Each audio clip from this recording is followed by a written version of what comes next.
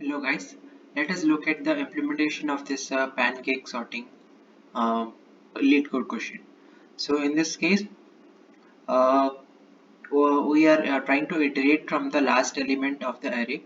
So here length of A will give us the maximum element of the array. So in this case it is like 3241. So length of array will give us 4. So that is the current maximum.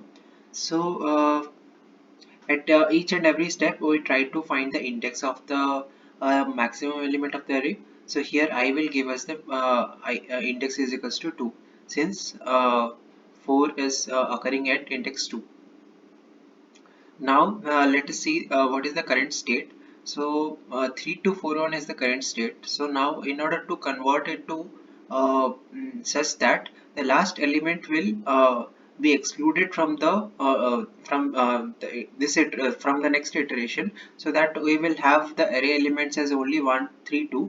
We try to reverse in such a fashion that in the first case we try to reverse this 4 to 3, so that 4 occurs at the first, and then we try to reverse all these elements so that 4 occurs gets inverted, so that 4 occurs at the end. So here k is equals to I plus 1, because those many number of elements, that is 2 plus 1, that is 3 number of elements has been inverted, and k is equals to x here, and x is the max element, that is 4. So 4 elements has been inverted. So that is how we have stored these two elements. We have appended that into the like resultant array. So resultant array doesn't contain anything for now, so it will be added one by one. So now what our array will look like, it will have only elements 1 3 2 and 4 will be excluded. So this is what we have done here. A will contain only 1 3 2. How exactly we can see that?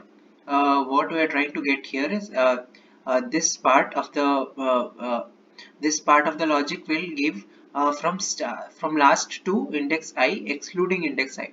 So from last to index I, so this is our index, 4 is our index. So from last to uh, before 4, so that is 1. And this part of the logic will give us from start to I excluding 1 excluding I. So it will give us from 3 to 4, just before 4, so 3 and 2. So what we try to do is, like, in after this completion of this step, so we'll have 1 at the start, and then 3 2 at just after that. So this is our array elements. So that is exactly we have done here.